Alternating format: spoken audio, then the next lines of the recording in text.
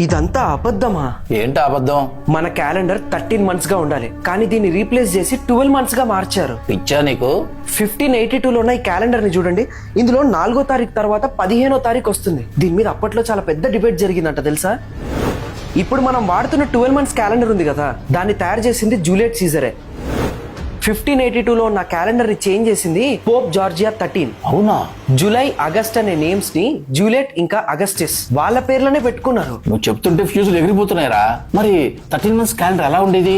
ఇందులో ప్రతి నెలకి 28 డేస్ ఉంటాయి. 28 into 13 364 డేస్. ఈ డేస్ మూన్ ఆర్బిట్ సైకిల్ కి చాలా దగ్గరగా ఉంటాయి తెలుసా? సెప్ట్ అంటే 7, కానీ మన క్యాలెండర్ లో సెప్టెంబర్ 9th మంత్ గా ఉంటుంది. ఆక్ట్ అంటే 8. మన క్యాలెండర్ లో అక్టోబర్ 10th మంత్ గా ఉంటుంది. మరి 13 months క్యాలెండర్ ఎందుకు మాయమైపోయింది? అసలు ఏం జరిగింది? మన ముందు జనరేషన్స్ కి తెలిసిన విషయాలు మన నుంచి దాచుంచడానికేమో. ఇప్పటికీ ఏదైనా దేశంలో ఈ 13 months క్యాలెండర్ వాడుతున్నారా? ఇథోపియా ఇక్కడ ఇంకా 2017 నడుస్తుంది తెలుసా? 2017? మనకి కోవిడ్ 2020లో వచ్చింది. అప్పుడు ఇక్కడ 2012 నడుస్తుంది. అంటే 2012 లో ప్రపంచం అంతమైపోతుంది అన్నారు కదా, అప్పుడు ఈ దేశంలో 2012 నడుస్తుంది.